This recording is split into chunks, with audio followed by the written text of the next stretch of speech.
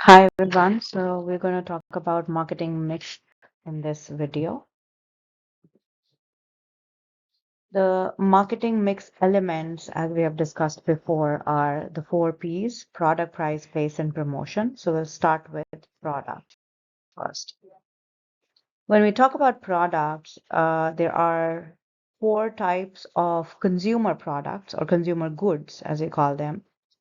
Consumer goods are the ones that are purchased by the ultimate consumer as opposed to other businesses as a consumer. And we'll talk about business goods later. But consumer goods can be classified into four different types, which you can see here.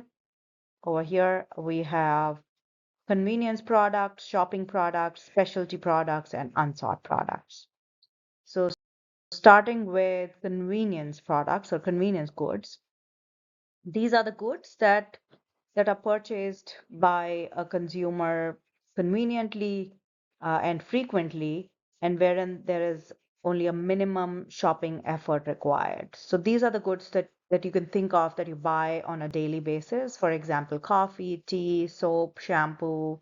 It shows Advil there. So medicines that you buy on a regular basis. Those are convenience goods. These goods generally require minimum effort from the consumer side, and that impacts how we market those goods to the consumers. The second type is shopping goods, and these are the ones that require comparisons by the consumers. They will look at several alternatives on the basis of things like price, quality, style, and then they'll make a decision whether they want to buy one brand or the other. So these goods are like television, camera, you can see here, cell phones, etc. These are the ones where you will require to compare or you generally compare several alternatives before you buy this. So this is where a little effort is required from the consumer side. The third type is specialty goods, and these are the ones that wherein the consumer has to make an or makes a special effort to search out and buy. So the effort that's required here is more than how much you would put for shopping goods. And the examples in general that we can see here are all the luxury products like, for example, Rolex or any luxury car that you can see. It does not necessarily have to be a luxury product. It basically means wherever you need special effort, extra over than how much you would need for a shopping good is a specialty good. That can be different for different people, but in general, if we have to give an example, we talk about luxury goods in this case. The fourth type is the unsought goods, and these are the items that we either do not know about in the beginning or we know about them, but we don't want them. We don't initially want them. So an example of that would be symmetry plot, for example, or blood. We don't want them initially, right? We don't want to buy these products initially, but at the end, eventually we need to buy these. So these are unsought goods that we don't seek to buy. Next type is business good, and these are the ones that are also called B2B or business to business goods. So as the name suggests, business to business. These are the ones that another business buys so that they can either resell it directly or they can indirectly resell it, which means they can use some processes to change it into something else and then sell it to somebody else. So, for example, you can buy raw materials. So that's a business to business good, wherein you supply it to the manufacturers, for example, and then they sell the finished good to the ultimate consumer. So these are also called B2B, industrial goods, or organizational goods, which are bought by the other businesses. for direct or indirect sale. So that was about a broad classification of goods, which is consumer goods and business goods. And under consumer goods, we saw four other types of categories that there are. Now, coming to product line. Product line are a group of products that are closely related in in the portfolio that a business has. So for example, we see Chevrolet here. We see the product lines that they have are cars, electric, performance, and so on, crossovers, trucks, and commercials. So these are the product lines that Chevrolet has. Under each product line, for example, under cars, you'll see Spark, Sonic, Cruise, Malibu, Impala. These are the ones that we're talking about here. It's a group of products that are closely related. So all these five that we see here are closely related with each other. So that's one product line. Then another product line would be electric vehicles that they have, and so on. So that's what product line is. Next concept is product mix, which is the number of product lines that are offered by a company. So we already talked about cars, electric, performance, and all of that here. Those are the number of different product lines, different types of product lines that are offered by a company. And the number of product lines that are offered by a company are called product mix. It's a mix of products or mix of product lines that a company has. So we see another example of product mix and product line here. We have taken an example from Kellogg's. So we see these different product lines that Kellogg's has, and the number of product lines that Kellogg's has or any company has is called product mix, also called product mix breadth. Now, product line depth is the number of products that a company has within a product line. So the lines that Kellogg's has is ready to eat cereal, toaster pastries, etc., cookies and crackers, natural, organic, and frozen. So these are the four product lines that Kellogg's has, and that gives us the product mix breadth, which is these four.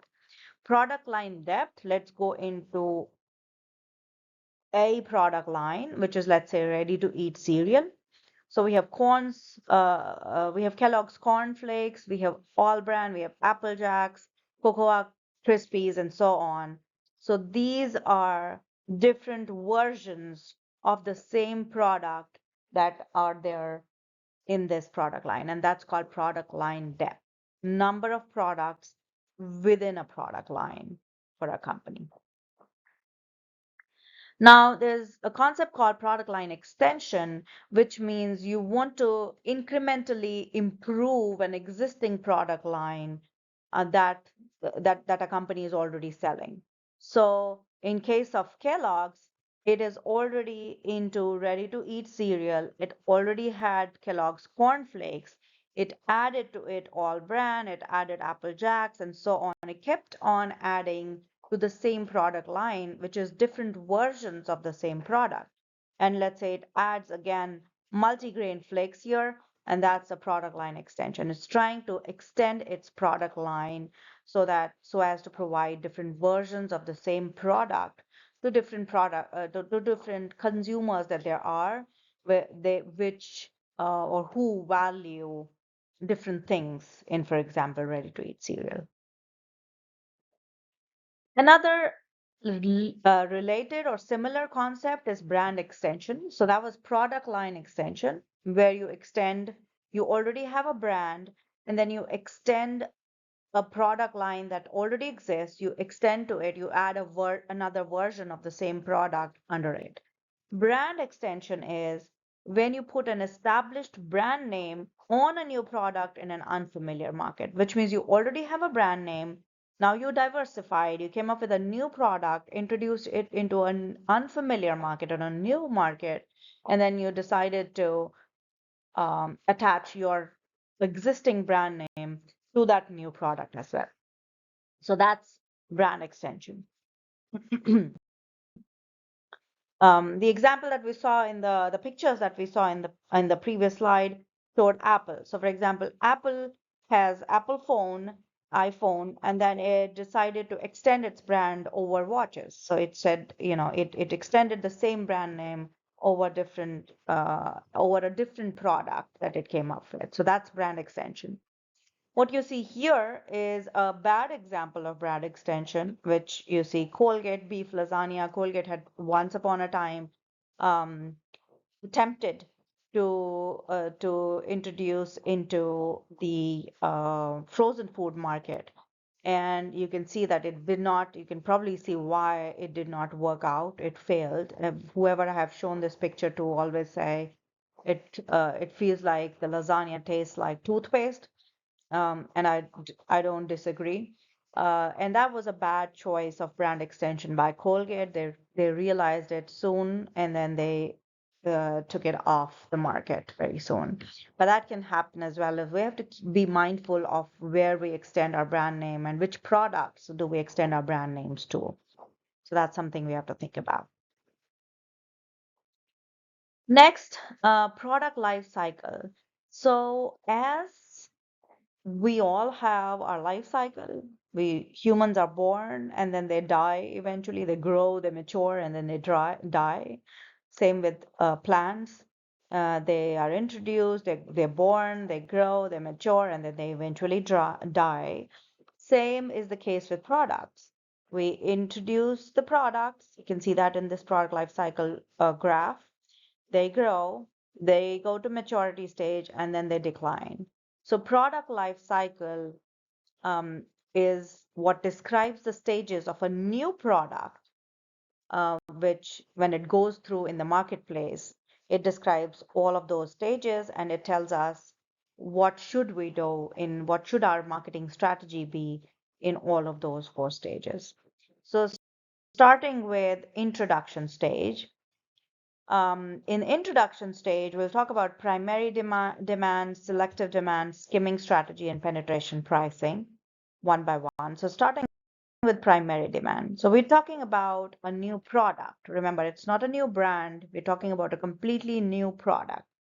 So if you're introducing a completely new product in the market, you have to establish primary demand for this product. People are not going to accept your brand if they haven't even accepted the new product yet.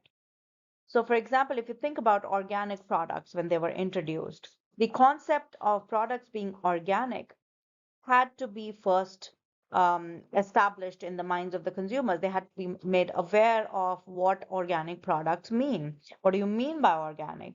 So, a primary demand was created first, and the new product that was introduced, that was first established in the market.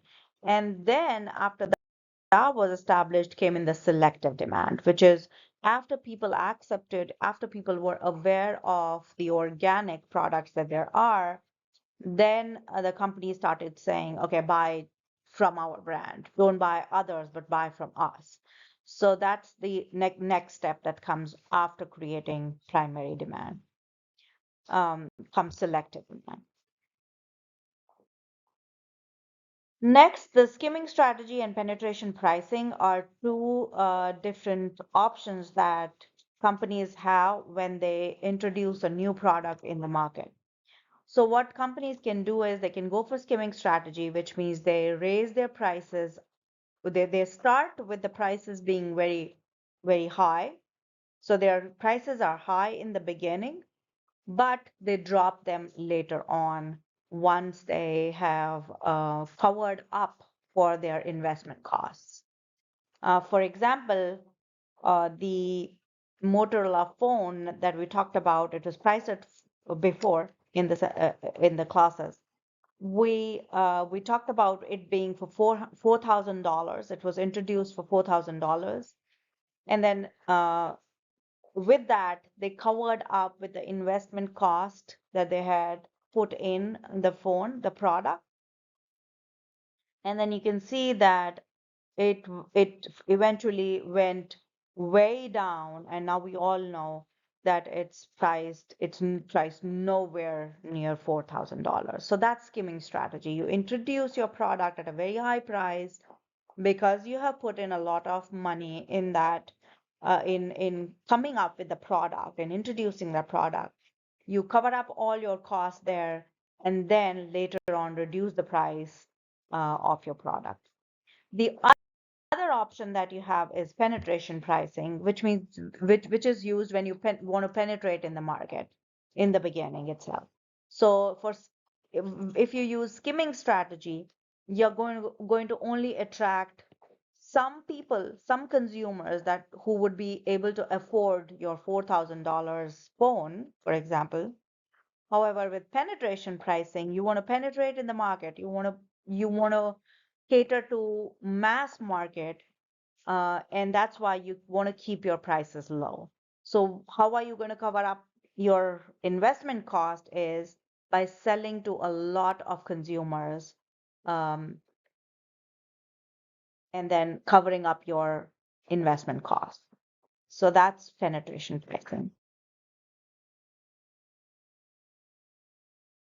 So the example that you see, the graph that you see here is the Mac Pro pricing over time. So they went with penetration pricing. They didn't, they introduced at a low price. So in penetration pricing, you can keep the prices low forever, or you can later on increase the pricing based on however the demand is, looking at the situation and everything. So that depends on how the market looks like at that time. But you can see here that they have kind of kept a constant price all across these years, and they used penetration pricing. So our marketing objective for because our competition, it's few number of players in the market. Product is just one. Pricing, your skimming or penetration pricing. Place or distribution is limited because there's only one product and there's, you've just introduced it in the market. So your promotion objective should be to inform and educate people first about the product. So primary demand, create a primary demand, and then eventually creating a selective demand that is for your brand only. So inform and educate people about the product, and then eventually about your brand offering that particular product. So overall, your marketing objective is to gain awareness. Next stage is the growth stage, wherein you see an incremental growth in sales of that product that you have introduced. So we can see here in this graph, these are number of smartphone users only in the US from 2010 to 2023. The numbers are in millions. You can see that the graph is going up to, I would say, 2017. It's rapidly growing. And then after 2017, it's still growing, but the growth is not as rapid as it was until 2017. And we'll come back to this part later. What we are interested in right now in the growth stage is what we see from 2010 to 2017. It's a rapid growth. So that's what happens in growth stage. There's a rapid increase in sales. And because of that, uh, because the product is no more in the introduction stage, there's a lot of competition now. So more competition, you'll see repeat purchasers, and then you'll have to broaden your distribution. So competition is more, your product, you'll have more versions of the product. Your place, we said we have to broaden our distribution, so you have to have more outlets. Price, I missed that, is to gain market share and deals. So that's your strategy. That's your goal at that point, is to gain market share. And in order to do that, you're going to provide deals to the consumers. And your promotion strategy should be to stress on points of differences because there's a lot of competition. You want to say we are different than others, and that's going to be your promotion strategy. So your marketing objective should be to stress on differentiation at this point. The next stage is the maturity stage, and that's what I was talking about earlier. From 2017 to until now, the sales are still going up, but they are going up at a decreasing rate.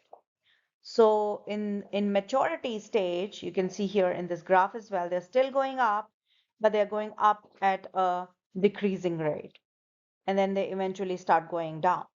So in maturity stage, um, our objectives, because the competition, we have many now.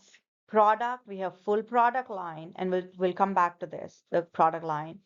And then we have price is uh, the strategy should be to just defend your market share and make profit. Distribution, you have maximum outlets at this point. For promotion, it's going to be reminder oriented. We want people to remember us. We want to remind them who we are. And because we've already passed growth stage, so everybody knows about us, but they still need a reminding. So our marketing objective overall is to maintain brand loyalty. We want people to still buy from us, and we want to stay profitable at this point. So coming back to our product line, what we want to do is we want to stay in the maturity stage for how much ever time we can.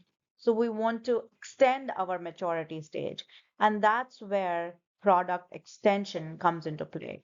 We want to extend our product line, and we want to offer more versions and keep adding more versions to our product line so that we stay in maturity stage. So that's the line you see here. Almost every company does that these days.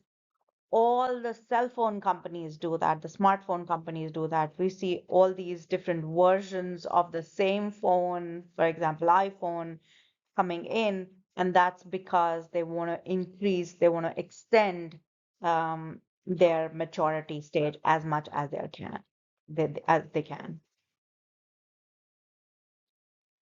And the last stage is the decline stage, which is where you see drop in sales. That's where you see that their sales are going down, and people are not buying your product, not as much as they used to before, and it's just going down, and it's going to, you know, that it's finally going to die one day.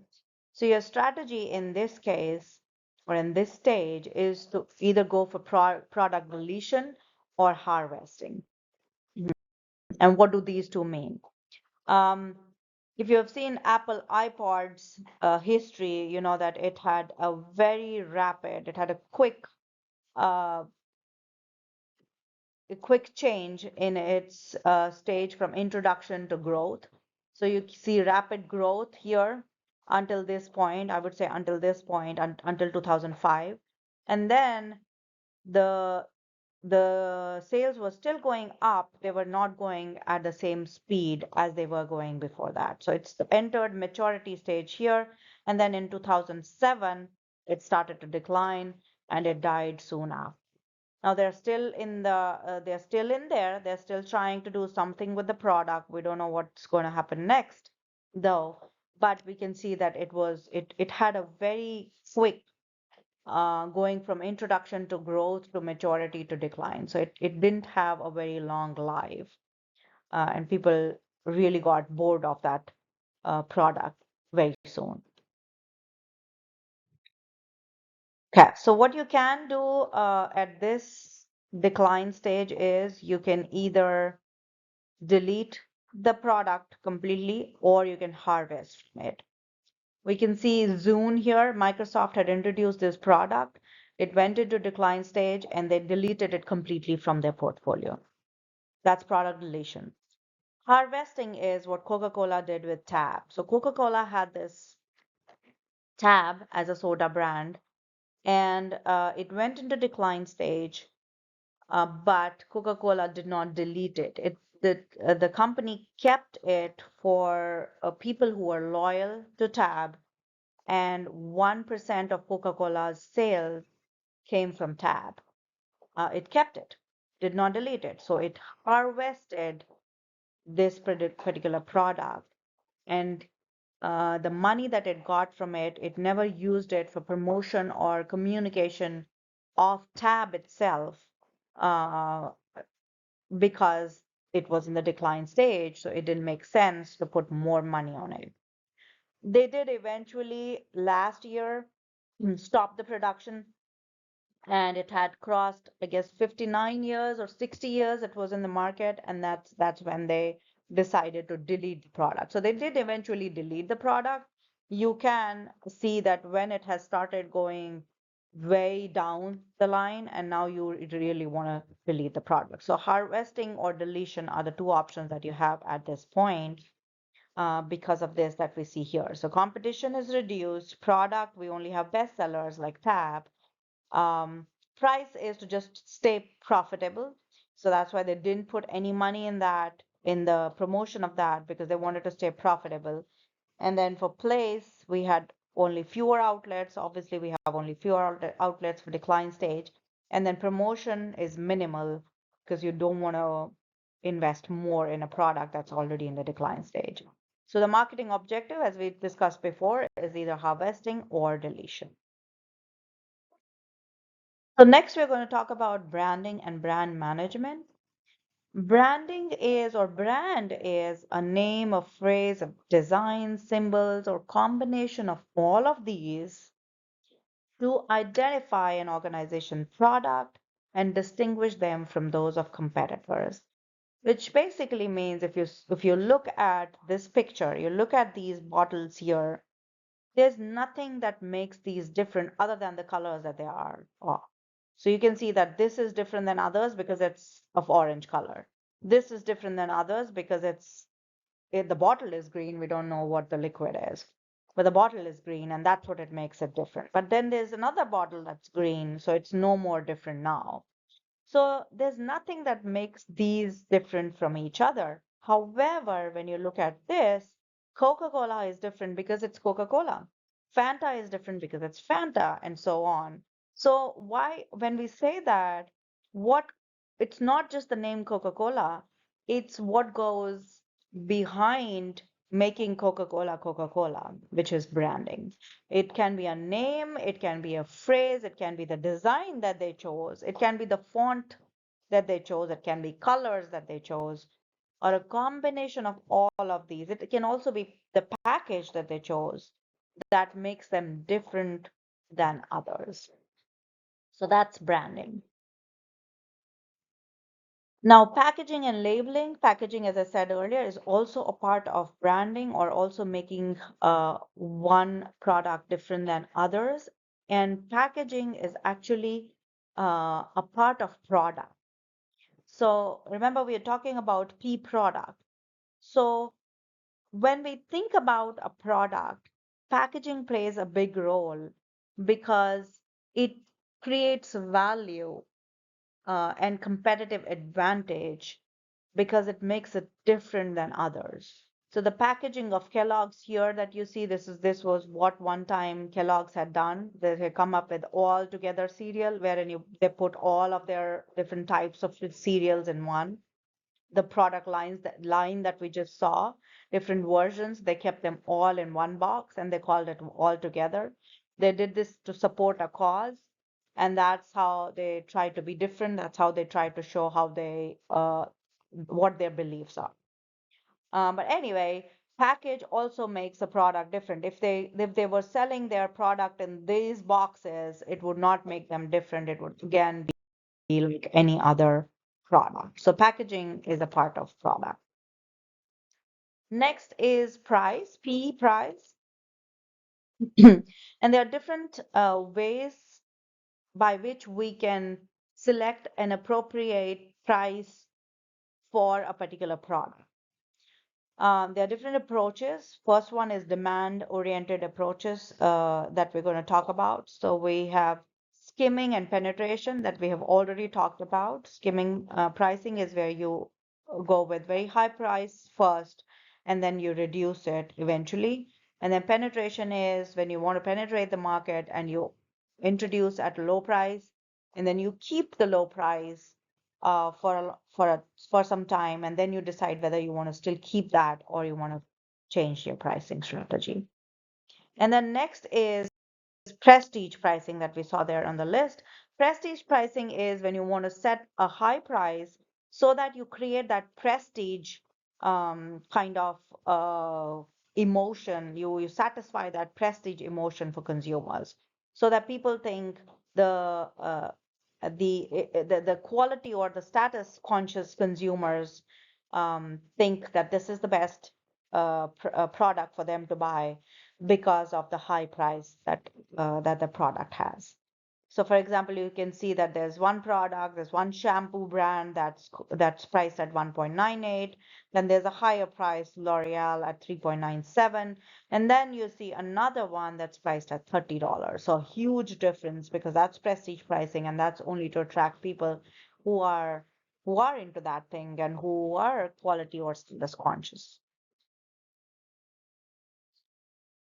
Next is price lining, and this is when you want to set the prices of a line of products at different pricing points because you want to show the difference, right? If you have different versions in the same of the same product, you want to show what's the difference between iPhone 5 versus 6 versus 6 Plus, and then that you show by pricing them at different points and it's justified. The price of this is 99 versus of this is 300 or 299 because there are some added features in this, and that's what you want to show. You want to reflect through your pricing as well. Next is odd even pricing. That's very common that you have seen these days. The prices are, this is also called psychological pricing, actually. You set prices a few dollars or cents that are under an even number, like 5.99. We'll not set at 100, but 99.97, 59.99, and so on. So when this concept was introduced, the psychological pricing concept was introduced because if you would see a product at priced at $100 versus another brand that you see priced at 99.97, the chances would be that you would go with that product or that brand because it would seem like it's of a lower price than $100. However, now that all the companies have started doing this, it doesn't work that way. It still works, I would say, because now this has become so common for us that we'll probably still go with $99.97 and not $100. And that's odd even pricing. Target pricing is it goes backwards. We first estimate the price that our consumer would want to pay for a product. So we start from the consumer. We say this is what the consumer would be willing to pay for a product. Let's estimate that price, and then we work backwards through markups that are taken by retailers and wholesalers or whoever the intermediary is to determine what price is charged to wholesalers. And then we adjust the composition and features of a product to achieve the target price to consumers. So once we know that this is what the wholesalers and retailers are going to charge us, so this is how much it should cost us so as to make profit. So we look at the cost that we can afford, and then we change we decide on the features of the product or the whatever is required for us to to achieve that price that is profitable to us, and that's called target price.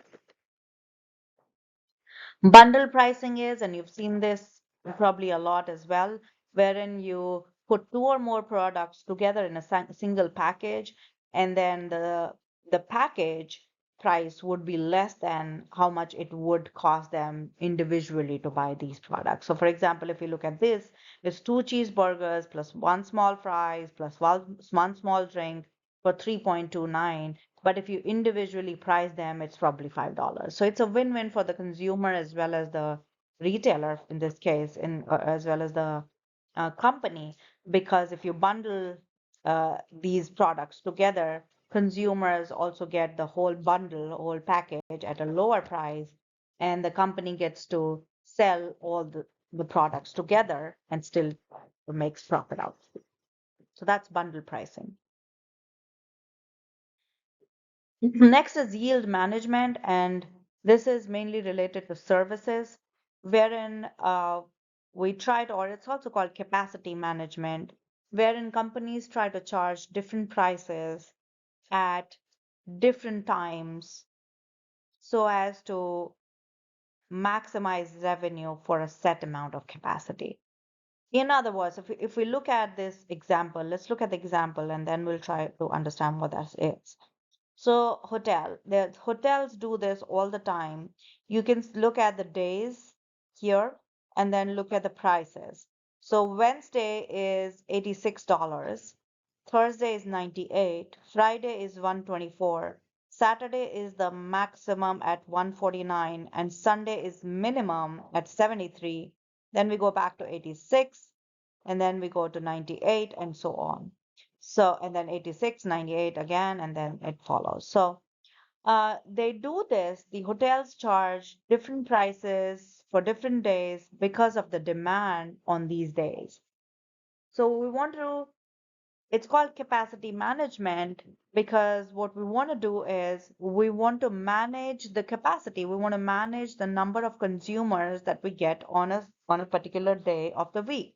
So Saturdays is the highest because it makes sense that it's weekend and people like to stay at a hotel on the weekends. And also Friday is after that is because Fridays and Saturdays people try to spend time out of their hometown, and that's when they are most likely to go in a hotel. And then Sunday is the least because Sundays they check out, and that's the least amount of money that we're charging. So we are trying to attract people more on Sundays by giving them this price, and then um, we're trying to keep this amount big so that we can cover up for the losses that we have had for other days and also manage our capacity on a weekend. So that's called yield management or capacity management, and that's again another pricing strategy. So we talked about demand-oriented approaches. Next is cost-oriented approaches, and these are wherein you look at your cost and then you'll either add a standard markup and say, okay, this is how much this product has costed me, how much money I've spent on it. I'm just going to add a standard markup to it, and that's what I'm going to charge the consumers. There's another one which is cost plus. You just decide on it has costed me $20. I'm going to go cost plus 25 is what I'm going to charge my consumers. And then there's experience curve approach, wherein which goes with the idea that as you have more experience in the market, you know where to get your raw materials from, you know more suppliers than you did know before you had this much of experience. So that's why as you have more experience in the market, your cost is going to go down and your eventually your price is going to go down. So that's experience curve approach. So those are cost-oriented approaches. Next is profit-oriented approach. There's target profit in that, which is similar to what we talked about here. Target pricing for demand-oriented approach. This is target profit. So you set a target for your profit and say, this is how much profit I want to make, and then go backwards and then decide on the price that you want to set your product at. And the last approach is competition-oriented approach or approaches, in which we have customary approach above at or below market, and then loss leader approach. Start with customary pricing, which is when you set the price of your product based on based on the traditional pricing that there has been. So people are already used to a certain kind of pricing and they want to keep it that way. Coca-Cola tried to change that once in 2005. They decided to change this concept of how they always charged the same to the consumers, no matter what the weather or the temperature outside was. So we're talking about these kiosks that there are, and they always have a certain price, no matter what the temperature of the day is, even though the refrigeration that there is that the cost of that refrigeration goes up as the temperature outside goes up because the refrigerator has to use more energy to cool the soda that's there inside. But it was that was the norm, that the charge to the customers would be the same no matter what the weather is, no matter what the temperature is. But Coca-Cola tried to change that in 2005. What they did is they went with this concept, or they put that in the system. When the temperature went up, the price of Coca-Cola went. So you can see the example here. When it was 70 degree Fahrenheit, the price of Coca-Cola would be 1.25, and then when it was 95, it was 1.75. And people obviously did not accept that because they were not used to it. The tradition of pricing was against this, and then Coca-Cola had to quickly stop doing this, and they went back to what how it used to be before. So they now don't charge more because of the temperature. So that's called customary pricing. You have to follow certain traditions of pricing because consumers are not willing to change. Above, at, or below market pricing. This is when you set the prices above the market level, at the market level, or below market level. For example, Michaels does it. It guarantees price, that it says that if you find a current lower price on an identical, we will match that price and then beat it by 10%. So they want to be below, they're following below market pricing, and that's another strategy that you can use. And the last one is the loss leader pricing. This is wherein the company deliberately sells a product below its customary price so that it can attract customers and attention in the hopes that they will buy other products from their store as well. So you see all these coupons that you get in mail for these specific products. So you will go there, you'll go to the store because you want to buy these low price products, but you'll eventually end up buying other products when you're there in the store. And that's loss leader pricing. They show that they are at loss, but they are not. They're actually trying to be leaders, and that's loss leader pricing. You see that even in aisles, you'll see that, oh, this is half price, but only selected items. You'll go there, and then you'll end up buying other products from there as well. So that's loss leader pricing. So that was about price. Next P, third P is place. So in place, we can, or distribution as we like to call it, we can go with direct channel, which means the producer, the manufacturer of the consumer product or service sells it directly to the ultimate consumer, or makes the product available directly to the ultimate consumer. You can do that using their website or using their retail stores. For example, you have Apple stores, which are a direct channel wherein the producer is selling directly to consumer. You will have online, if you go to apple.com and order from that, that's also direct channel that they are using. Next is indirect channels, wherein the producers sell to the ultimate consumers through retailers, through wholesaler or retailers, through agent, wholesaler, retailer. It can be different for different companies, but the main point is that they don't sell it directly to the consumer. They have some kind of intermediaries in between that play a role, and then it finally is sold to ultimate consumers.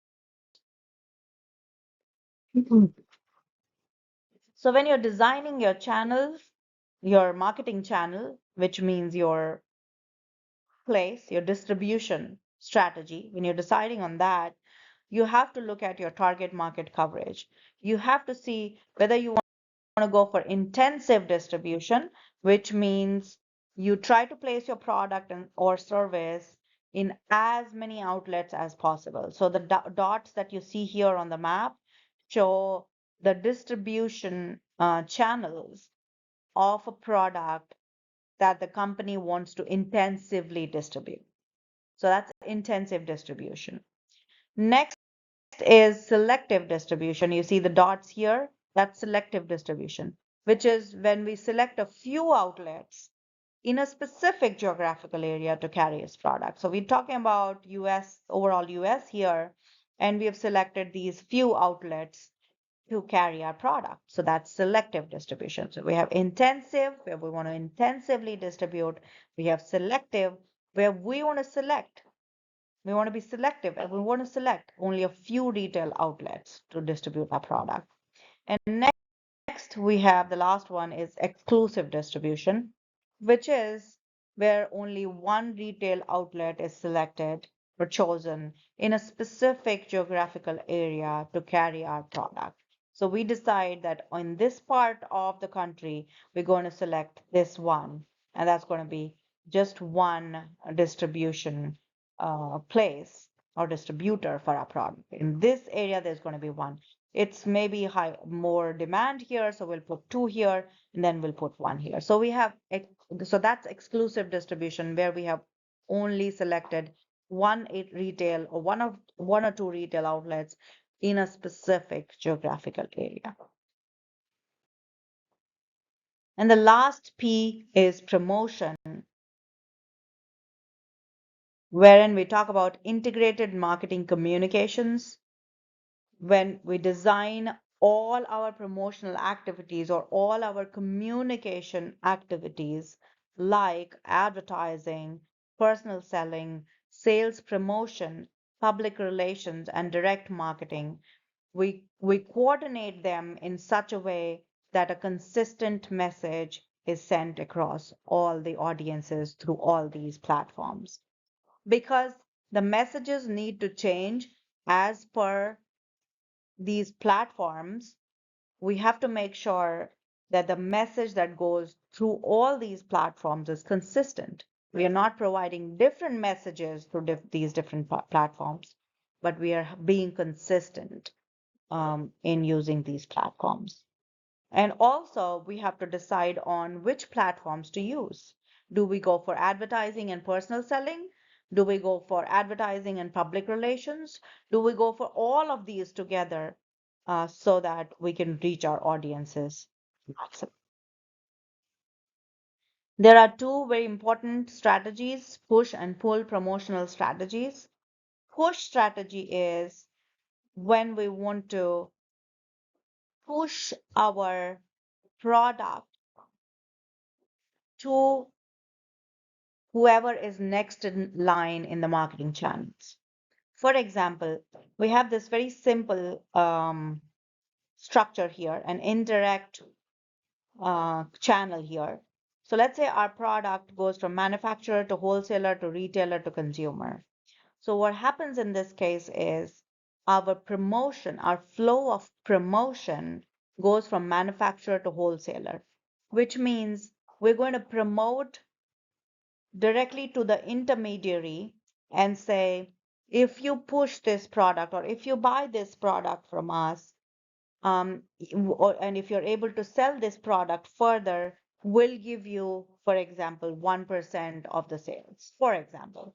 So that's pushing our product to the next in line because we're promoting, we're the flow of promotion is going from manufacturer to wholesale. Then the wholesaler gives another deal to the retailer and says, if you're able to sell this, I'm going to give you this. So the promotion goes from wholesaler to retailer. And then the retailer says the same thing to the consumer, says, okay, I'll give you 10% discount if you buy, for example, LG and not Sony television. And I'll give you that. And that's how the product reaches the consumer finally. So the flow of promotion went from manufacturer to wholesaler to retailer to consumer, and so did the flow of demand, which means the product itself went to manufacturer to wholesaler to retailer to consumer. Now, what happens in pull strategy is the manufacturer wants to pull the consumer towards them.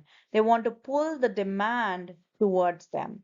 So what they do is they don't promote to the wholesaler, but they promote directly to the consumer. So now they have promoted directly to the consumer, mainly through advertising, which is directed to the consumers.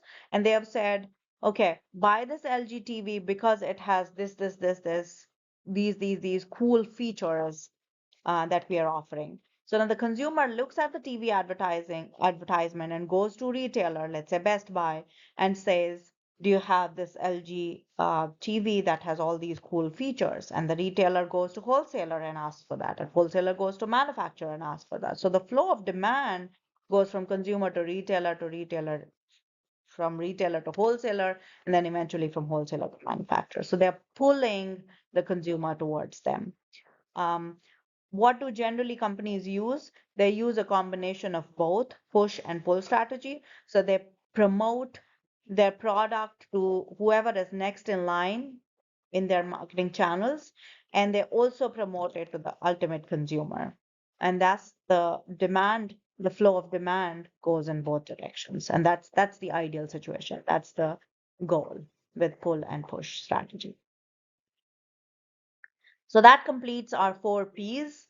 So the four P's are like puzzle pieces that should be able to fit together. If they don't fit together, if even one of them is off, we're not able to make this complete package, and which is called the marketing mix.